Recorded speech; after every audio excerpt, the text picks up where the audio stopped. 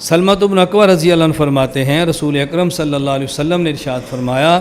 من ضحى منکم فلا یصبحن بعد ثالثۃ وبقی فی بیتہ منہ شیء